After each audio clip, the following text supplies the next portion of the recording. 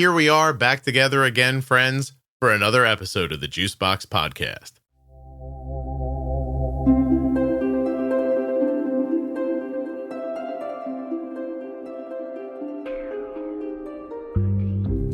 Today's guest is the mother and the wife of someone with type 1 diabetes, and her daughter has all 5 markers, so it's very possible she'll have 2 children with type 1 very soon. Please don't forget that nothing you hear on the Juicebox Podcast should be considered advice, medical or otherwise. Always consult a physician before making any changes to your healthcare plan or becoming bold with insulin.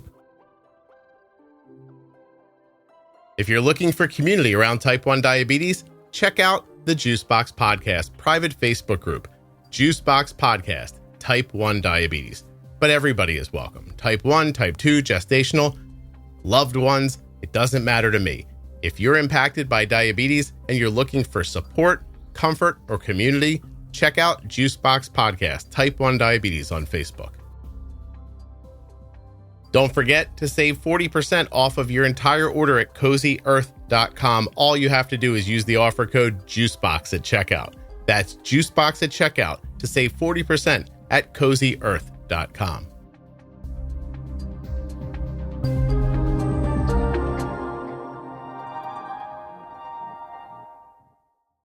US Med is sponsoring this episode of the Juicebox Podcast, and we've been getting our diabetes supplies from US Med for years. You can as well. usmed.com/juicebox or call 888-721-1514. Use the link or the number, get your free benefits check, and get started today with US Med. This show is sponsored today by the glucagon that my daughter carries, Gvoke HypoPen. Find out more at gvokeglucagon.com/juicebox. My name is Saana. I am the mom of a 13-year-old, 11-year-old, and a 5-year-old. Our 13-year-old is the one with type 1, and then my husband also has type 1 as well. And your name, I pronounce it like the box I get into to warm up, sauna? Yep, that's exactly it. Spelled differently, but that's exactly how you say it. Same country of origin even. Oh, yeah. So you're from, tell people where? I'm from Finland originally, but I live in the U.S. now. I live in Louisiana now, but I am from Finland originally. How many Finnish people do you believe are rocking the Louisiana accent? Probably not that many. This might make you pretty unique, actually. Awesome. So the reason it's funny, I kind of don't care where you're from until I see the type 1, and I wonder, is your husband Finnish as well? No, my husband is from here. Originally came here as a foreign exchange student and came back to visit, started dating my now current husband who lived across the street from the family I stayed with. And we went back and forth for a while. And in 2005, we got married. So stupid boys. I've been here a little while now. Yeah, stupid boys. I got you. Okay, so, but you know why I asked, right? Because yes, there's a high prevalence, right? Very prevalent. And I actually didn't know that when I married my husband. Obviously, I knew he had type 1, but I didn't know that about Finland being so prevalent. But yes, apparently it is. Yeah. In hindsight, do you have any autoimmune issues? Oh, yes. So, it's funny because, I listen to your podcast and you're always asking people the list of, oh, do you have this in your family or this in your family? And I go, yep, that, yep, that too, yep, and that. When we took my son to his first endocrinologist appointment, the endocrinologist took the history and she looked at us and she said, oh, your kids didn't stand a chance. Well, what I was going to say is like Finnish people, please have a heart. Don't go knocking up people with autoimmune issues. Like really, you're asking for this, really. I know. Mm-hmm. Yeah. So my husband has type 1. I have celiac, which actually was diagnosed after my son's type 1 diagnosis. Okay. But my dad also has celiac. My mom has Sjogren's syndrome, which is another autoimmune.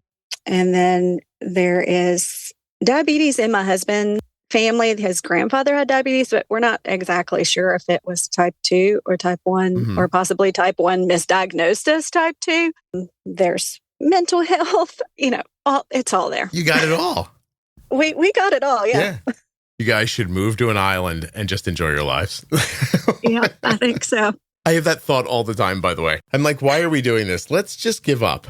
Why don't we go sit on a beach and just live out our days? That's right. Yeah. I like gardening, so I could just grow my own stuff and just sit there and be happy. Oh my God. I swear to you, this morning, 6 a.m., Kelly wakes me up. She goes, hey, Arden's high. And Arden's away at college. And before my eyes were open, I knew what it was. I was like, that kid tried again to slip through the night with a pod that was almost out of insulin. I know this is what happened, right? And whereas I did wake up just as she was running out of insulin, so I was kind of wrong, but still, it was an old beat up site, and it just wasn't working well overnight. And so I send her a text. I don't get a response, which, I mean, it's 6 a.m. I'm not really expecting a response. So I call. She doesn't answer. I wait a few minutes to see if she sees the text. She doesn't. So I call again, and I get what I now believe to be the classic text exchange, which is stop, all in capital letters. I say, your pod ran out of insulin. You need to change your pod, bolus whatever suggested insulin there is, etc. Right? And I don't hear back from her, but I can see on Night Scout that she does it. So whatever. It's done. Yeah. But then I'm laying there and I'm like, it's funny. I told you I wasn't going to curse unless you cursed. Are you planning on cursing? Because this will make me feel better. Well, I wasn't planning on cursing, but you're welcome to. I won't judge you for it. Okay. Because I was sitting in bed and what I thought was, and this is a quote from my brain, motherfucker, I was going to sleep in today. And instead, like not in, but you and I don't record till noon today. So I was like, I'm just going to sleep till 8 o'clock because I was gone all weekend. I don't know if you know that I'm old, but like I had to get up on Friday morning at 6 o'clock. People are going to be like, oh, boo-hoo, I have a job. I get up every day at 6 o'clock. But I'm a podcaster. I don't get up every day at 6 o'clock. Okay. So I had to get up on Friday at 6. I had to be at the airport by 7. I had to be on a plane at 8. I flew somewhere with dirty, sneezy people. I got off the plane. I went to the hotel. I had a nice dinner with people, but still, it was late. I was up all night. Then I had to get up early in the morning and then talk all day. And I know all of you out there are like, I changed tires on trucks on the side of the highway. Please tell me more about how talking all day is tiring, but it really is. No, it is. I agree. It's exhausting. So I'm exhausted. I go have dinner with Erica. You know Erica from the mental health stuff? Yes. First time I ever met Erica in person. Lovely. We sat and had a nice dinner, but I had to wake up at 2:30 a.m. to get into an Uber at 3 to get on a plane at 5, right? So anyway, I'm not going to bore you with the whole thing, but let's just say I was tired when I got home. So, well, type 1 never takes that into consideration. And then Monday I had to work, which is fine. I was up on time and moving. But last night I was like, oh, geez, I am getting older, So tomorrow I'm going to do the crazy thing of sleeping till 8 a.m. Right until that happens. Do it. Yeah. Take the opportunity. And if I told Arden what happened, if I said, hey, if you would have just changed your pump last night before you went to bed, Daddy could have slept till 8 o'clock. She'd be like, stop complaining. So, yeah. Anyway, I don't care. I don't know what going to an island would fix about that, but in my heart, it feels like it would. It just feels better to think about that. Anyway, I'm so sorry. You're coming on the podcast today. Actually, I like your list here. History of autoimmune diagnosis in children, husband and son are type 1. You have a daughter with 3 markers for type 1. Well, 5 actually now, but who's counting? Well, I guess you are. And I guess you got to the end. Is she like, what are they telling you? How far out? So, of course, they don't know. They can't tell you, but we've done 2 annual visits with her now to get her antibodies tested and glucose tolerance test. And she just barely misses the mark on the glucose tolerance. So she goes a little high. She comes back down on her own. So she's not ready for insulin or anything yet, but we're just kind of watching it. She might get diabetes for Christmas. Diabetes for Christmas. I think that's already the title of an episode, but nice try. Yeah. Did they talk to you about Tzield or a drug like that might push it off? Would that even be something you'd be interested in? If you take insulin or sulfonylureas, you are at risk for your blood sugar going too low. You need a safety net when it matters most. Be ready with Gvoke HypoPen. My daughter carries Gvoke HypoPen everywhere she goes because it's a ready-to-use rescue pen for treating very low blood sugar in people with diabetes ages 2 and above that I trust.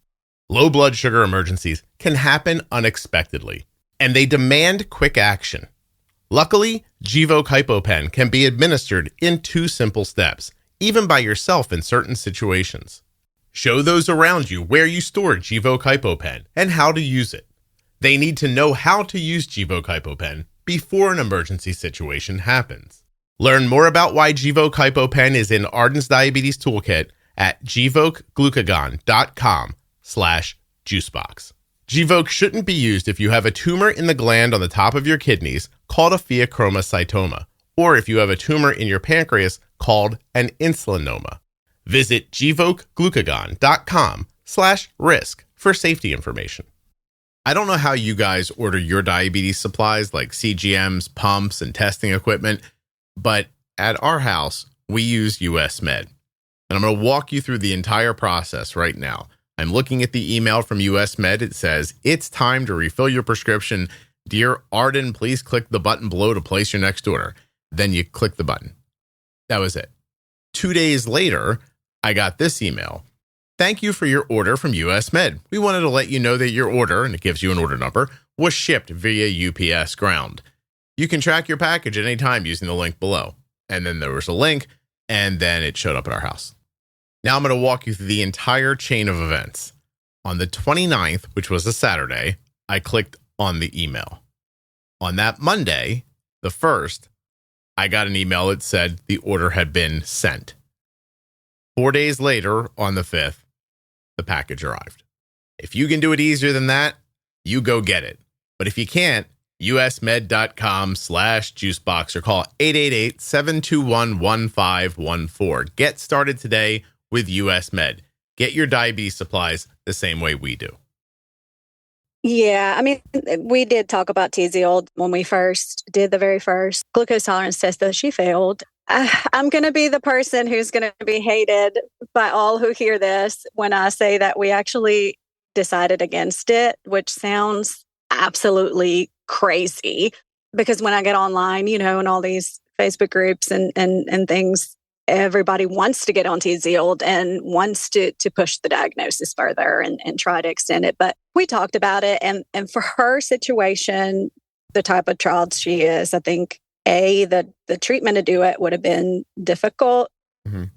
And then we would have had to, it's not available where we live. We would have had to travel like 5 hours away for like a week, stay at a hotel, you know, cost of it, all that. Now, not to say that that's the deciding factor, cost, you know, I mean, we do what we need to for our kids, but my husband being type 1 and our son, we talked about it with that as well, and kind of felt like, as crazy as it sounds to want your child to be diagnosed sooner rather than later, we almost felt like the pushing it back would maybe just push her into like the time frame of her having just left for college, being on her own for the first time, not being. Yeah. We would almost rather her still be at home where we can still help her with getting, you know, started with it and getting comfortable and all of those things before she leaves, you know, and that type of thing. So with all that considered, for right now, we chose not to do TZL. Whether it was the right decision or not, I don't know. We'll see. But she's seen her dad, you know, deal with this her whole life. She's now seen her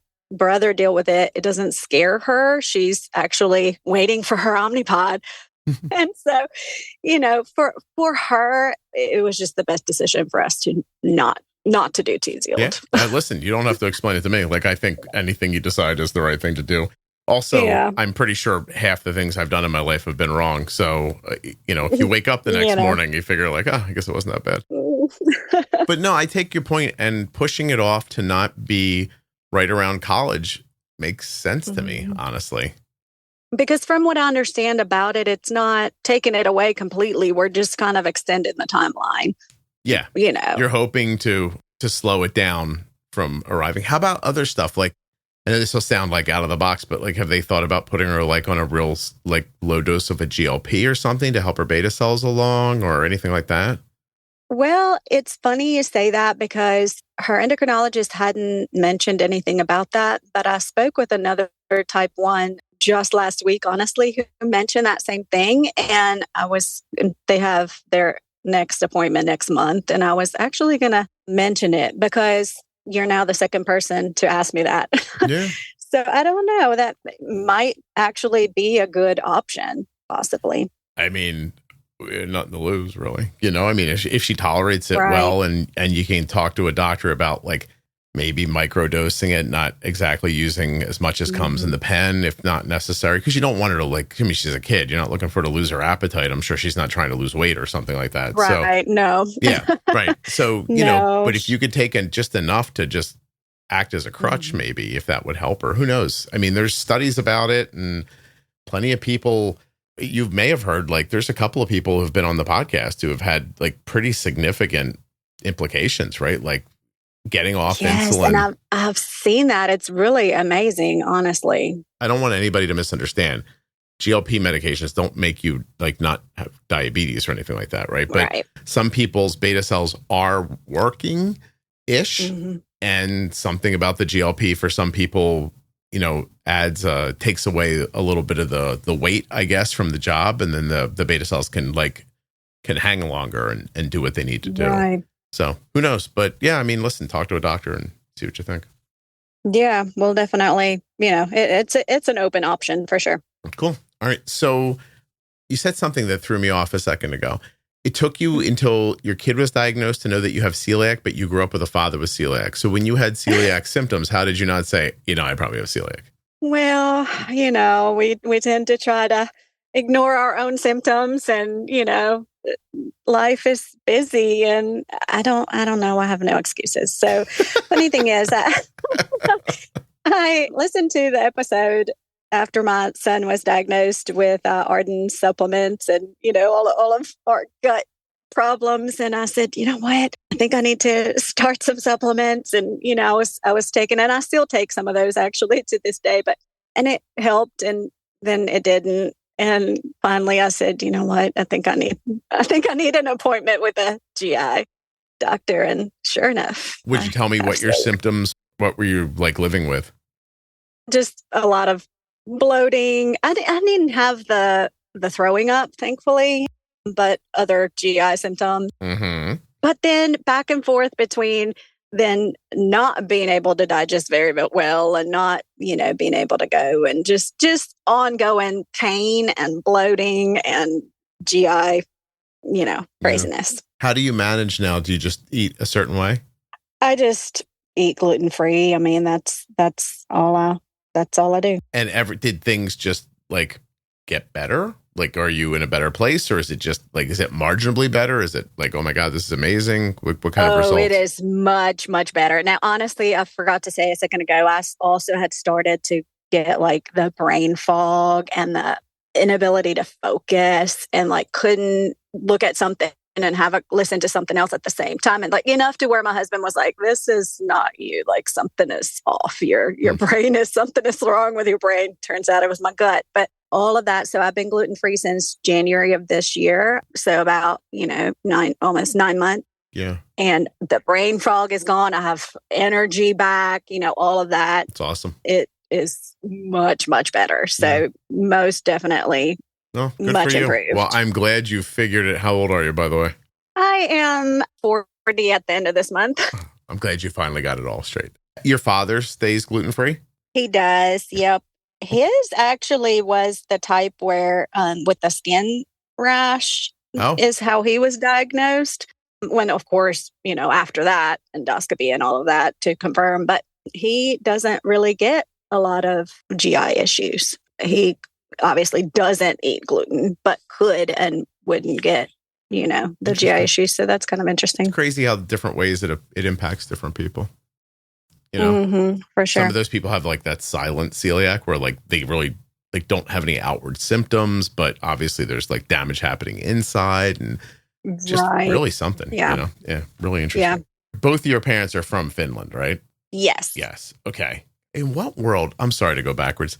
How are you in Finland? And you're like, I'm going to go to Louisiana for a little bit. How does that happen? Well, I just knew I wanted to do the foreign exchange student program. I had, a lot of people, honestly, a lot of kids in Europe do it. So most kids know about it. And, I knew I wanted to do that. And when you sign up for the company that brings you, you don't get to choose where you go. They just place you somewhere.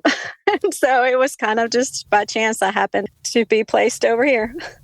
So you don't get to choose the place? No. Oh. And actually, up until a week before I was leaving, I was supposed to go to Michigan. Had everything bought, packed for that different from Finland as far as, weather and stuff goes. But then last minute they said, oh no, it's not going to be Michigan. It'll be Louisiana. You were like, okay, more shorts. Yep. All right. All right. Okay. And what did you study? This was in high school. That was yeah. Yeah. There's no real study. I gotcha. No, just high school. Is there a lot of confusion between where the chef from the Muppets is from, or do you think people generally know that he's Swedish? There's always confusion. Sweden, Finland, and even Russia gets clumped into this. So somebody has come up to you in your lifetime and said, oh, the Swedish chef is from Finland, right? And you're like, no. Right? Yeah. Yeah. And no. And then I tell somebody I'm from Finland. And then the next time I see them, you're from Sweden, right? No. I mean, I'd like to laugh that wouldn't confuse me, but, I think it's possible that it would. How old was your husband when he was diagnosed? So he was diagnosed in 95. He was 11, actually the same age my son was when he was diagnosed as well, 11. So, and we met in 2001. So he was diagnosed in 95. We met in 2001, got married in 2005. So I've been around for the majority, really, of his type 1 journey. Yeah, you're saying you started dating him when he was 15. Is that what you're getting at? I'm just joking. How old were you when you started dating? Well, I mean, we met when we were seniors in high school, and then we started dating the year after. So Gotcha. Yeah. Did this boy chase you around, or did you show interest in him? How did this end up? Oh, well, so I think it was kind of a mutual thing when I came to visit, and we decided to, start dating. But then once it, of course, I went back to Finland and we were long distance. He most definitely was he lovesick when you left? See me and he was all lovesick when you left, and you were like, "Oh my God, he came all the way to Finland to see me." The whole thing happened. Yeah, he took me to Paris and proposed to me in Paris, and it's like I can't let this girl leave again. Yeah. My God, when you say it out loud, I think this for most people who come on and they tell their stories.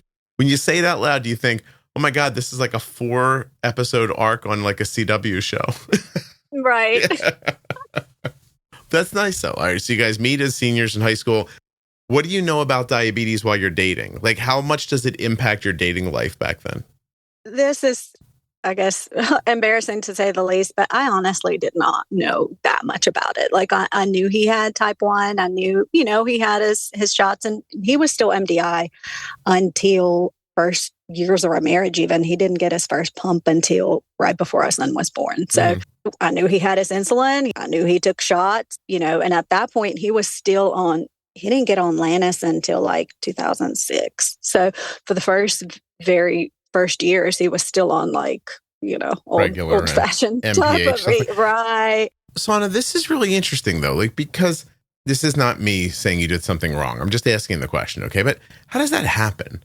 How do you say, I didn't really know that much about it? Is he keeping it from you? Are you willfully not sticking your nose into his health business? How does that balance work? Right. And I think about it now that our relationship is very different, and especially since my son's diagnosis. I think the beginning part of our dating and our marriage, he experienced major burnout and end of high school, right when we met, through the beginning parts of college and those years. And so I think for him, it wasn't something he wanted to really talk about. It was something he had to do.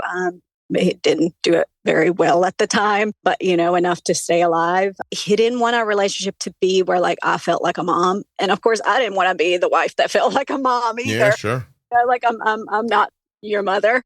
And so I think it just fell into this place of he didn't really speak about it too much. And then I didn't really ask. Gotcha. We would go places. He would forget his insulin at home. Sometimes he'd turn around and go get it and sometimes not. And, and that was I mean, hindsight, why didn't I, of course, we didn't have internet, like we do now, quite the research capability, but like, why didn't I research at that time and go, like, how can I help him, a little better through this? But do you have enough, memory of this to tell me if you were to go out and he's like, I don't have my insulin, like, did you know that's bad? Or were you just like, oh, if he doesn't think it's a big deal, it's not a big deal?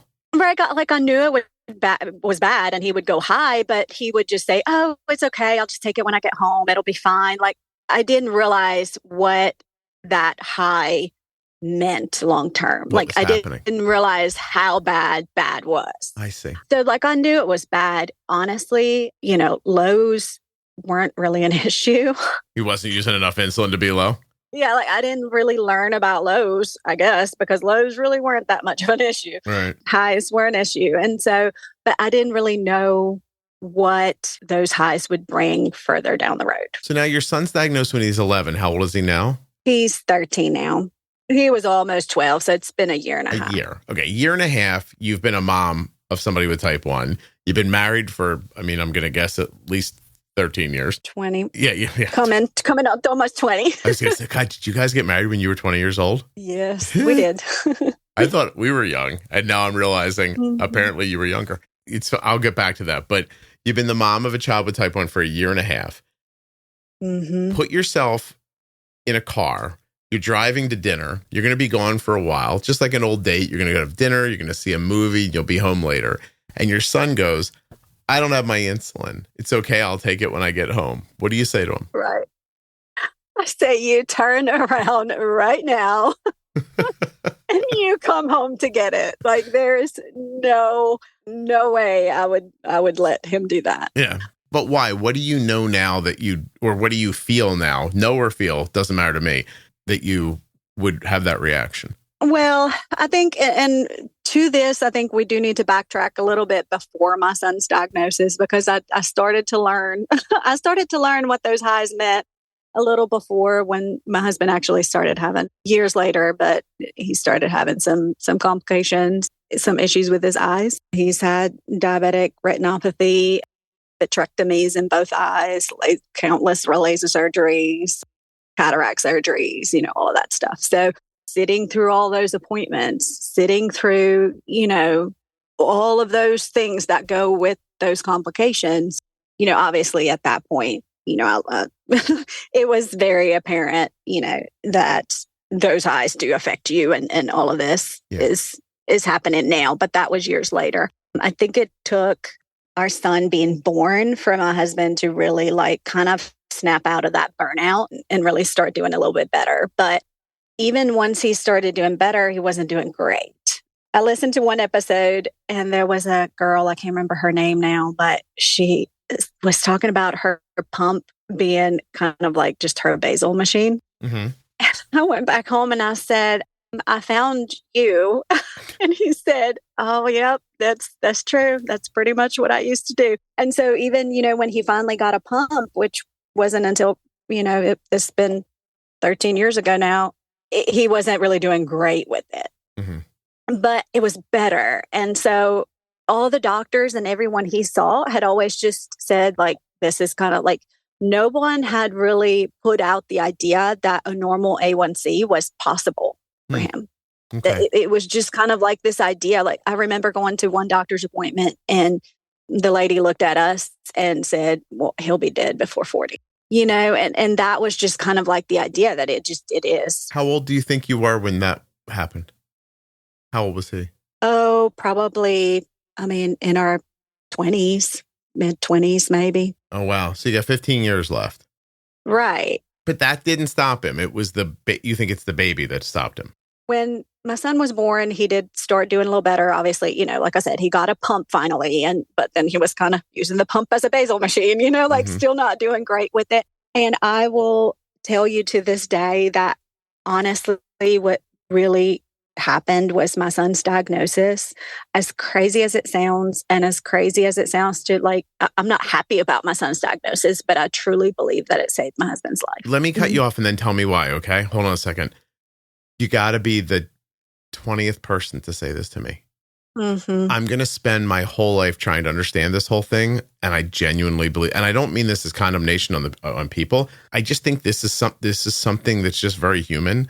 And I can't figure out the origin of it and why it happens, or how this is always the same story that brings people out of it.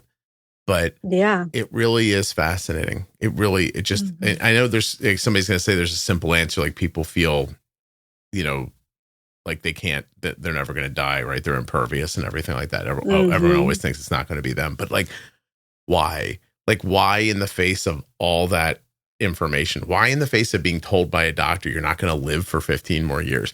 Having needles stuck in your eyes, then lasers, then and you're just like, nah, probably not me, probably not you. It's literally you. It's happening right now. Yeah. Okay, I'm so sorry. So your son was born, and you think how do you think he saved his life? So my son's diagnosis finally is what I think really, really saved my husband, because then finally, when, a year and a half ago, my son was diagnosed, it's almost like at that point he had to step up, because ultimately, no matter what you want for yourself, we might not take care of ourselves, let our own health go to the worst places, but we want the best for our children, right? And so he didn't want our son to see a bad example, obviously. And so, he had to start doing better with pre-bolusing, doing better, and then because of my son's diagnosis, I started doing research at that point for him, not for my husband, but for my son. And so I found your podcast, and I'll put you there as well for saving my husband's life, because had I not found your podcast,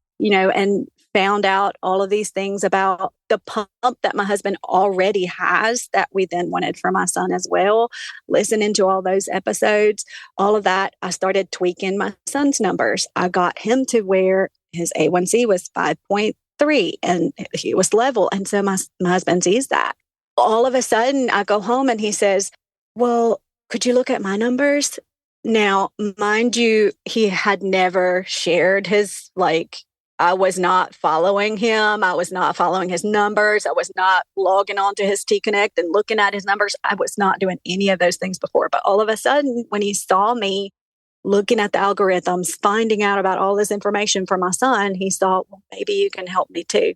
And we started looking at his numbers, started changing his basal, started changing, all of those things. And now he is also in the fives with his A1C, and he has not ever been that way since 95 when he was diagnosed. I mean, are you sort of telling me, because I just got, also, I want to point out that I said I was tired, but I just got very misty when he asked, can you look at my numbers? Because my expectation is that he just felt hopeless before that. And that he didn't really, he didn't really think he could do better. He just thought he was supposed to be a better role model, so that this thing that befell him wasn't going to happen to your son. He didn't actually think he could do better. He thought he could pretend to do better so your son would try. Is that right? Right. Maybe. And I think you might be right. And it's just accumulation of the unfortunate events of doctors that just kind of never gave him the correct information, never really, we never knew that a glucagon type of product existed before my son was diagnosed. None of my husband's endocrinologists had never mentioned anything like that ever to him before. You know what it feels like a movie where somebody takes a beating so bad that they close their eyes and just think go ahead and finish me. What I mean? Like you just take that beating over, and he's 11. He might have been beef and pork, or was he? Could he have been beef and pork, or was he regular and MPH the whole way? Do you even know? I think regular MPH. Okay. I think. So he's that way his whole life. And then he's not taking it super seriously because he's like, I can just take it when I get back, that kind of thing. Then insulin gets more modern, etc. But he doesn't really come along with it. He's still in the old way of thinking about it. And he probably just thinks this is diabetes. Like, this is what's going to happen to me. Exactly. That lady's right. And I am going to die early. There's nothing I can do about it. Right. And the things that they teach you when you are on regular or MBH, all of those insulins that don't apply anymore now that you have a pump and you have a basal, or, that you can go long periods of time without eating. And your basal, if it's correct, is going to just keep you going. Like, those types of things that he just never knew. But because I started researching them for our son, now all of a sudden he was able to, almost like hop on that train as well. So I just love that idea that he looked up one day and he was like, wow, this thing that they told me didn't exist, it's right in front of me. Like, give it to me. I want this. So It wasn't apathy. I feel like it wasn't apathy. He just thought it didn't exist. And once he saw it, it sounds like he was excited. Like, he's like, I don't know how to do this, but this Finnish lady that I harangued into marrying me 20 years ago seems to have figured something out here. So, like, let me go. She's got it. Yes, girl. Thank God I chased her over to Paris with that ring. She could have saved my life. Does he have regret about the length of time it took him to get to it? Or is he just generally happy? I mean, we haven't really talked about it in those terms, I don't think. I mean, by the way, people who don't realize you've been married for 20 years, you're like, I don't know. I don't talk to him every week. Go ahead. I'm sorry. No, which is funny you say that because we're the couple who do everything together. Like, we are never separate. If someone's there, the other's there. Like, we're not the couple that does separate things. We do things together. But just, I guess, with that particular question, I hadn't asked. But I mean, who would go back and say, "Oh, well, I would love to have all these eye surgeries"? Yeah, no, and I didn't mean regret like he'd done something wrong. But I've had a lot of conversations. The one always sticks out in my head. I probably haven't spoken about in forever. But a lady got hooked up with me over Facebook before I had a Facebook group. Before this podcast was really very big, to be perfectly honest. Somebody on Facebook told this person, if you message that guy, he'll help you, which I don't know if you guys realize, but like privately speaking to people was probably how I one day was like, maybe if I just spoke to one person and recorded it, other people could hear it. Like, you know what I mean? Like that thing I hadn't thought of prior. She was older. She had diabetes for a long time. She had a lot of kids. I jumped on the phone with her. I don't know. I talked to her like for 45 minutes and I just kind of like highlighted some ideas. She messaged me the following day and asked if she could call back. And I always like say the same thing, half jokingly and half serious. I'm like, oh God, I should have never given that person my phone number. Like, I'm going to be talking to him for the rest of my life. But I was like, yeah, sure. Call back. Right. So she calls and she's crying when I answer the phone. And of course, at first I'm like, God, I hope I didn't make this lady upset. You know what I mean? Like, I just said to her, I really think if you got your basal right and like learned how to like bolus a little bit, you know what I mean? Like, I didn't say a whole lot. She's just crying and she says, why didn't anybody tell me? Yeah. That's all. And then she just started talking about the wasted time and the wasted health and where she was and the things that weren't going to get better and the end of her life. Like, she was just consumed with, you mean this was all there was to it? Like, are you fucking kidding me? You know what I mean? Like, my eyes don't work and I'm going to die earlier and basal and pre-bolus my meal. Like, what the hell? Right. Right. I've never spoken to her again. I hope she has shaken that feeling because she's the reason why when I talk to people who show that regret, I say, listen, now, everything from here forward is going to be better. I can't do anything about the past. Keep going. Yeah. Anyway, that's so awesome. Like, so you helped your son, but you consciously thought he can't do it the way my husband's doing it. Like, I got to figure something else out. Right. I don't think it started with that mindset. I don't think that's where my research started. I think I just, I'm a person who likes to research anything and try to figure out how to do it perfectly. And so when I was faced with this type 1 here, here's this child, I just started researching how exactly do I do this? Because up until then, I wasn't that, like I said, like I wasn't that involved in my husband's care. I wasn't changing the pump sites. I wasn't, counting the carbs. He was doing all that. I wasn't doing any of the things. And so I just felt like I needed to research it for myself so I could do it for my son. And so in that research, I quickly found your podcast and the Facebook page and just started listening to episodes. Awesome. And, then I would go home and tell my husband about each episode. And I think it just naturally went that direction with me just wanting to know more because of my son, which I probably never would have done that type of research or like started looking for it if it wasn't for my son's diagnosis. Because you didn't feel a responsibility for your husband like that. Right. And that's how the relationship was set up from the beginning. Like I said, like he didn't really want me to be that mom figure. And, in the beginning it was a lot of burnout and depression and that kind of thing affecting it. And then once he was out of that, the relationship of that still just stayed the same. Right. Like I wasn't really involved in it that much. It's interesting you said it like that. Also, I want to say before I move on, you're low in my ears. I'm not, for people who are listening, like I'm not talking over her. Like I feel like she's done when she's not. So I'm sorry about that. No. And by the way, and what'll happen too is Rob will pump you up and you and I will sound like we're the same level. And then people will be like, he's full of shit. It didn't sound like that. But right now while we're recording, it's what's happening. So I apologize if I step on you. No, don't. Okay, that all makes sense to me. That all makes sense to me. You go out, you figure it out, you get your son straight, you whip out that A1C one afternoon at dinner. You're like, check this out, suckers. Like, pull that out right on the table. Your husband's like, whoa. No more needles in daddy's eyes. Let's figure this out. And he comes to you. Were you surprised? Like, that wasn't a leap for him to just ask you for help, but it might have surprised you a little bit because you hadn't been involved until then. It did. It did surprise me because this whole time, it wasn't that I didn't want to be involved. He didn't really want me involved either. Like he didn't want me following his numbers. But I think maybe part of that was because he knew his numbers weren't great. And, it's embarrassment. Like I'm not doing so great. So you don't want someone looking at that. But I'm sure he didn't really know how to get out of that either. Like we already established. So finally. He must have just been like, ooh, this is it. Like this can be done, and so did it enhance or change your personal relationship at all between the two of you? Oh, for the better, absolutely. Did you get a pool out of it or something like that where you're like, hey, I've been talking about a pool for the last couple of years, I was just thinking like or something? No, but seriously, like did you like how did it change your relationship? No, I think, we had a great relationship before, but when you really put yourself out there like that and ask for help, it was vulnerability from his side that, obviously I hadn't seen before quite to that extent, because like I said, you're putting yourself out there and saying, here's my numbers. They're not good. Like, how do I get better? Clearly, you've now figured out how to do this. How do I do this? Yeah.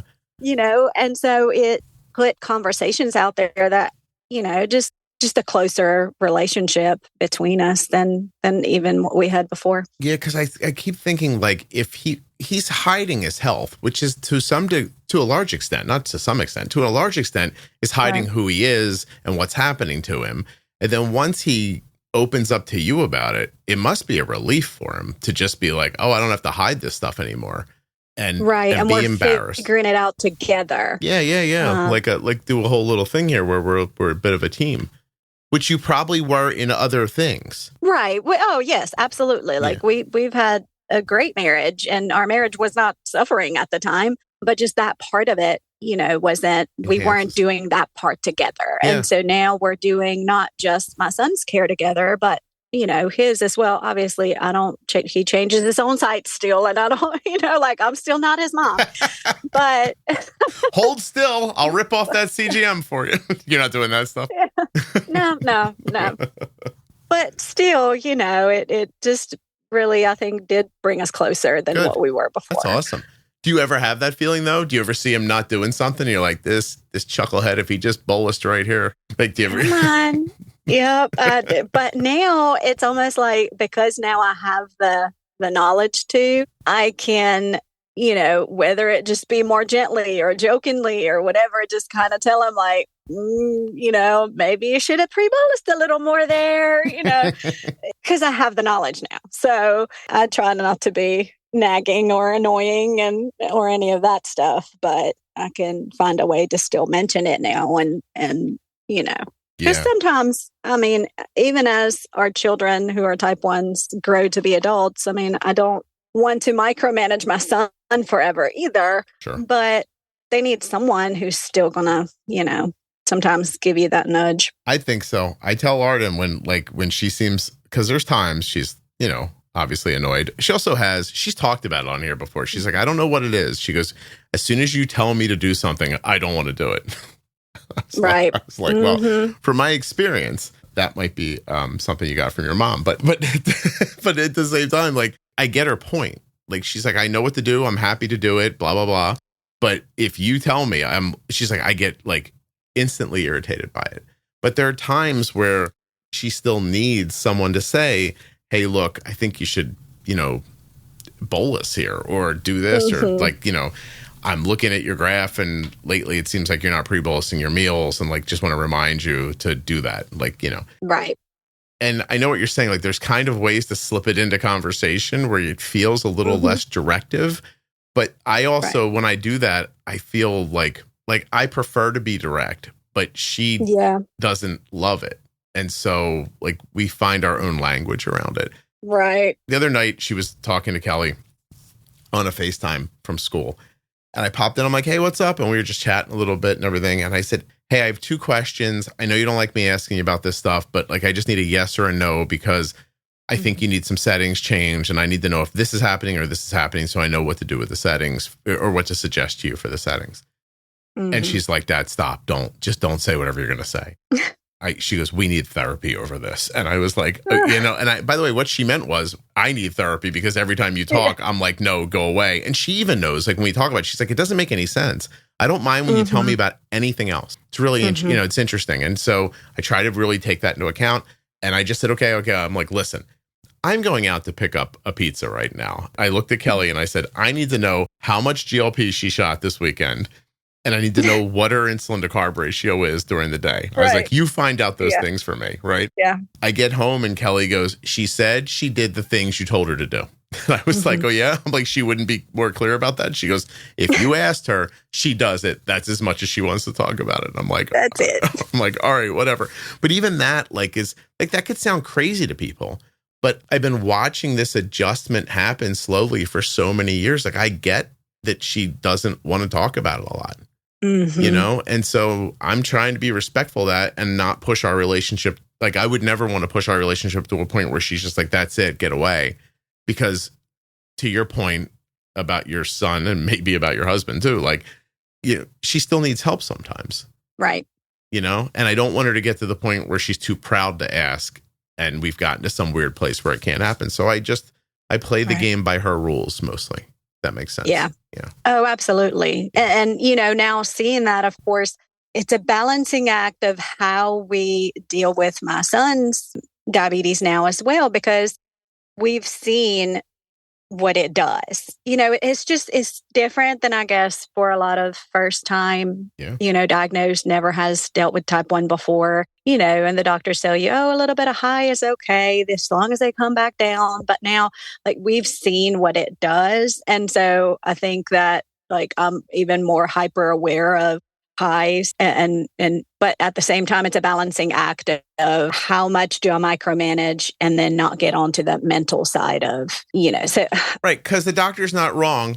A high one time's not going to hurt anybody, but you're like, unless it turns into a situation where you get used to being high and then you don't bring your insulin when you go out and then you don't worry about it. And then 20 years later, I'm sitting in an office with a guy who's like getting needles in his eyes. Like all that happens next. Yeah. It's not that it's going to happen. It's that you now have proof that it could happen. And also, let's probably say, I've been talking to you for 45 minutes now.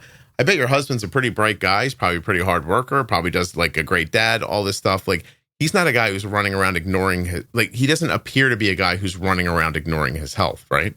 No, absolutely not. No, he's very smart, very hardworking. It just, I don't even know how to explain it. That's just how it fell. Like I said, between, the years of doctor's appointments and, not really getting that information. I mean, endos, let's be honest, don't really give you as much information as you would hope that they do sometimes. And, I mean, nobody said, hey, if you eat pizza and you bolus for it 50-50 over an hour, you might do better than bolus for all up front. Those are not the types of things that you learn at an endocrinologist office. Which is I crazy. learned those things on Juicebox Podcast. Oh, I'm glad. That's all. Listen, I met a person this weekend who told me their kids' A1C's in the 11s and they can't figure out how to get it down. They're working with a doctor and the whole thing. And I'm like, how can a doctor not figure this out? Like, are you kidding me?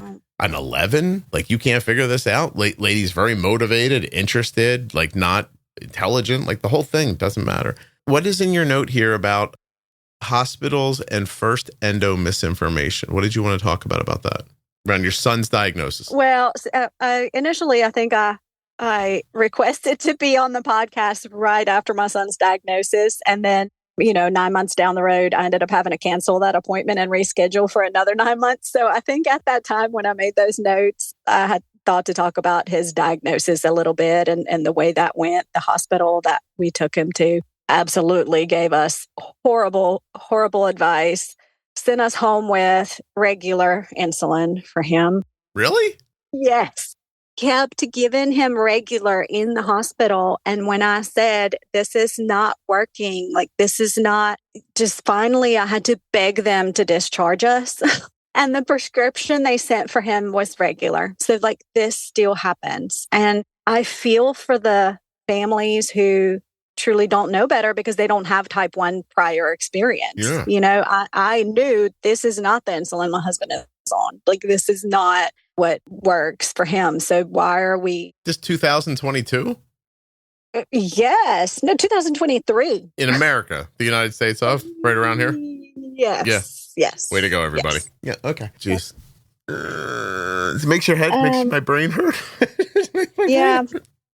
Then we're sent to the closest endocrinologist that was an hour and a half away from us. And we were given so much misinformation about the pump we wanted to put him on, which my son wanted to get the same pump as my husband had, which is the T-Slim. Mm-hmm. But this particular endocrinologist office only prescribed Omnipods. You can write anything on the prescription. You could actually just write exactly. if you want. Since they didn't have any experience in the T-Slim, but we insisted on wanting that pump, all the information that came to us about the pump pertained to Omnipod. So they kept telling us things like, oh, well, you just leave it alone. It'll learn, it'll do its thing. Just don't change that. I'm like, no, I don't, this pump doesn't do that. No, it doesn't. By the way, if somebody was here right now from Omnipod, they would tell you that their pump doesn't learn either. So it's, oh my God, like we were having such a nice time, Saana, and now I'm gonna curse not for fun. Like, you know what I mean? Like how, if you're listening, please, if you work in an endocrinologist office or you're an endocrinologist or a nurse practitioner or something that's involved with helping people with their diabetes, why don't you spend a whole Saturday morning and learn how all the pumps work? Go crazy. Mm-hmm. Maybe put 5 hours worth of effort into it. What the fuck? Like, right. Can you just imagine like how ridiculous that is? That they're like, oh, we only know how this one pump works. By the way, we don't really know how it works. We just know what, we read the first page and it sounds like it learns or something. So good luck. But like, come on. When I finally got the correct information and pushed him on it and said, I don't think that's how this pump works, they say, well, we're so sorry. It's a learning curve for us to just bear with us while we learn. No, it's not. No, it's not. My son is not your learning curve, and we will be finding another endocrinologist. Thank you very much. And we did. And we are now at an amazing office. Granted, now we drive 2.5 hours to it, but we'll gladly make the drive for a great doctor's office. So there are great ones out there as well. But like, I just feel for the families who don't have the prior knowledge, and they, it takes so long to finally to find the information for yourself and say, okay, this doctor is not giving me the correct information. You should feel for me, who's going to have a stroke making this podcast one day, because you got to cut us a break. There's a learning curve. What, did insulin pumps just come out this week? Mm-hmm. And you, by the way, are just if your husband doesn't have type 1, maybe you say, oh, maybe this is something like, maybe I should cut him a break. Holy Christ. Yeah. It's like if you had a house built and when it was all done, the roof was on the inside and they're like, you got to cut us a break. It's a learning curve for everybody. Still learning. Yeah. Just if the sprinkler goes off there, you're not going to have any trouble because all the shingles are on the ceiling. Mm. How could you be that clueless in your own profession? That's every day. It's every goddamn day. Like if on Monday, Jesus Christ, if I was in charge of your health and on Monday someone said to me, you don't know a thing, I'd go, I am going to go find that thing out. And by the way, I've said stuff on here before where I'm like, I should probably go learn more about that. And then I actually do it. And I'm just making a fucking podcast. I'm not like, I'm not your doctor. At the beginning of this, I say to you, hey, if you're listening to this, you should know something for sure. Don't listen to anything I've said. Go talk to your doctor. And then you come on and tell this story, and I don't know. I'm so upset now. Oh, my God. I know you think I'm joking for the show or something, but it's really, really genuinely upsetting that someone can say, this is my profession, but I don't know how to do it. And you go have poor health while I figure it out. But hey, here's the secret. I'm not really going to figure it out. Right. Unbelievable. Well, thanks to all of you crappy doctors. I have a podcast. Thank you. I appreciate it. Yeah. Dummies. So, I think that's where that note had came from. And, just talking about his diagnosis story, which was, Thank God we didn't talk about that first. No, but we've moved past it now. I'm sure you're fine. Also, by the way, it took you 18 months to get on this podcast. Look at me acting like I'm special. I apologize that happened. Sorry about that. No, not at all.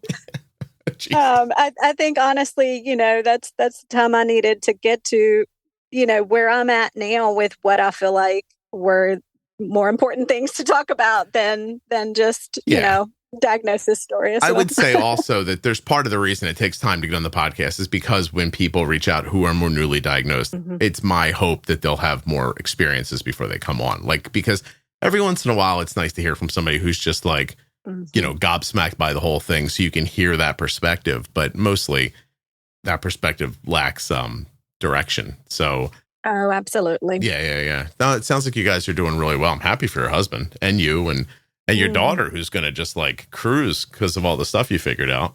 Yeah, well, I'm sure it's not a cruise. No, type one that's never not what is. I meant. But yes, absolutely. No, I know. Yeah. But absolutely, like she is more prepared than, and we're watching it. It's crazy to watch it slowly happen. Whereas, my son's diagnosis was very, abrupt, DKA, all those things. You think that we would have known to look for the signs, but, but it's weird to watch my daughter slowly get there, Do you stare at her all the time thinking about it? Well, I mean, every time she's sick, every time she, I'm like, this is it now, and I have her check her blood and but I try not to think about it too much, I mean, I don't want to dwell in it 24/7. I mean, I'd give you that advice, but I don't think you'd be able to listen to it. So, just do your best to not be consciously like in that space the whole time. Have you had conversations not about obviously she sees everybody with the diabetes, she knows what's up, but have you had more conversations about like the emotional sides of it? Like, how do you prep her for it? A little bit, not a whole lot yet. It's hard. It's hard to have that conversation before it's time for it. When my son was diagnosed, kids go into the hospital and, that somebody comes into the room and they say, oh, your blood sugar was, whatever. And I'm sure the kids in that moment don't really necessarily realize what's happening. The doctor came into our room and said what my son's blood sugar was, and he instantly knew what that meant. And he instantly started crying and said, I don't want to be like Daddy. I don't want this, And so it, like, now I've seen that reaction. Yeah.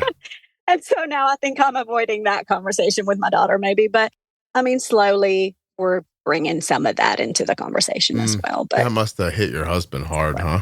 Yeah. Yeah. Oh yeah. Because I mean, you don't want that for your kids, obviously, and so it was just like this weight of heat instantly. When most kids say stuff like, I don't want to be like you, it's because they got older and they watched you get old and they're like, you guys don't know how to think about things. So I don't want to be like that. Not like, especially I don't want to be like you, and it's not a thing your husband can like control. Right. Yeah. No, nothing you can do about it. Like he instantly knew what it meant when, that he was going to have to do that. Tell your husband that would have sent me to therapy.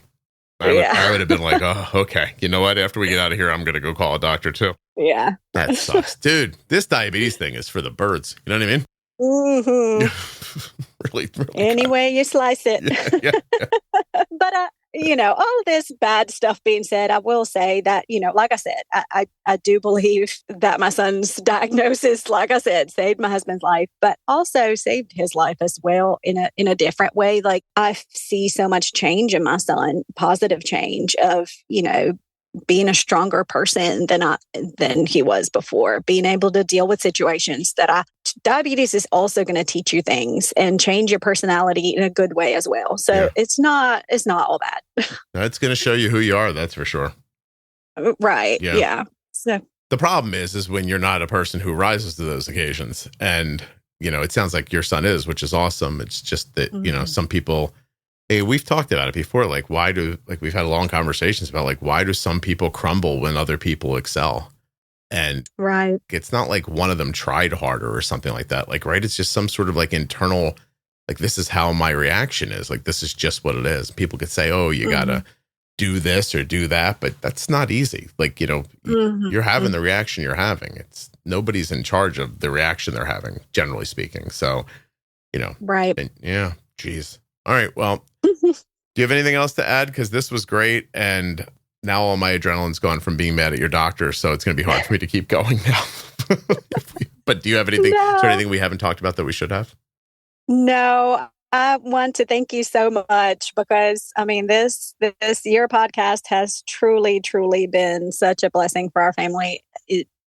I can't even begin to thank you enough, and thank you for letting me come on. So it's been fun. The whole thing is my pleasure. And I appreciate you being so kind with your regards. I would just say that, I said a thing on a podcast, you actually listened to it, figured it out, put it into practice, navigated your family life. You did everything. I just made a podcast. So seriously, it's a lot of hard work on your part and your husband and your son. But thank you very much. I appreciate it. I spent a whole weekend with people saying nice stuff to me, and I think I've probably hit my limit for. You're niced out. I know. I can't. I tried so hard, Saana, this weekend to accept people's kindness, without feeling oh, not me, or you know what I mean, that whole thing, which it just is still something that's kind of inside of me. I'm getting much better at it. I actually mentioned that I had dinner with Erica, and I don't think she'd mind me saying this one little bit of what was our private conversation at dinner. But we were talking about that. I said I had an easier time accepting people's compliments than I have in the past. And she asked why. And I said, I don't consciously know, but if I stepped out of my situation for a second, looked at this, I would probably say it's because I've lost weight and I don't mind people looking at me. And she was like, yeah, that's probably it. And I was like, right. Yeah. I'm like, it's funny because I've never consciously thought, don't look at me. Yeah. You know what I mean? It just kind of happens. I guess it just sort of happens. And you don't realize that when someone's saying something nice to you, that it is a moment where everything stops and the focus is on you. And then you get that, and I get that odd feeling where I'm like, oh, no, it's okay. It's okay. I also don't want to be a person who is like, yes, Saana, pretty much I pulled your bacon out of the fire. You're welcome. Can you send a couple dollars over here? But by the way, please, nobody send me money. That's not what I'm saying. But it's hard to be, I have my own baggage. And then on top of that, I really do feel like how I said to you earlier, you did all the work. I just sat down and I was like, here's the stuff I noticed helped my daughter. I'll say it all out loud and record it. Right. So. No, I totally understand. I'm the same way, but I could say something ugly to you instead if you'd like. I would probably have an easier time with it, but don't worry. There's a couple of lunatics online that take care of that for you. You don't need to do that either. I'm all good. Actually, I don't see what they say until somebody shows it to me. And we now have a nice firm rule between me and them. So all of the people who report to me about stuff, I just told them all, I'm like, listen, don't tell me anymore. I don't care. And so I'm now free of that. Also, nobody start a podcast because if it gets too popular, somebody's going to. Anyway, and it's not just, by the way, here's the other problem. Now that I said it out loud, each and every one of them thinks I'm talking about them. By the way, if that's happening to you right now and you're listening, that's a mental illness. I'm not speaking about you. You're an amalgam of ideas in my head. I don't actually know your names or what you've said. So anyway, now they're going to think, I got him. But you don't. You're just a fucking flea on my ass. Yeah. So anyway, thank you so much, Saana, for doing this. I love your name. Have you ever cold plunged? And then gone? Yes, I have.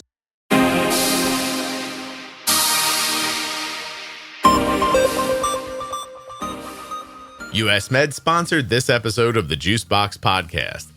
Check them out at usmed.com/juicebox or by calling 888-721-1514. Get your free benefits check and get started today with US Med. A huge thank you to one of today's sponsors, Gvoke Glucagon. Find out more about Gvoke HypoPen at gvokeglucagon.com/juicebox.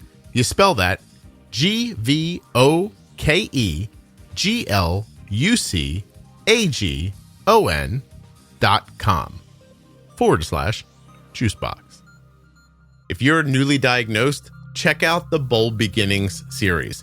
Find it at juiceboxpodcast.com up in the menu, in the featured tab of the private Facebook group, or go into the audio app you're listening in right now and search for Juicebox Podcast Bold Beginnings. Juicebox is one word, Juicebox Podcast Bold Beginnings. This series is perfect for newly diagnosed people. I want to thank you so much for listening and remind you, please subscribe and follow to the podcast wherever you're listening right now. If it's YouTube, Apple Podcasts, Spotify, or any other audio app, go hit follow or subscribe, whichever your app allows for, and set up those downloads so you never miss an episode, especially in Apple Podcasts. Go into your settings and choose download all new episodes. Hey, what's up, everybody? If you've noticed that the podcast sounds better and you're thinking like, how does that happen? What you're hearing is Rob at Wrong Way Recording doing his magic to these files. So if you want him to do his magic to you, wrongwayrecording.com. You got a podcast? You want somebody to edit it? You want Rob.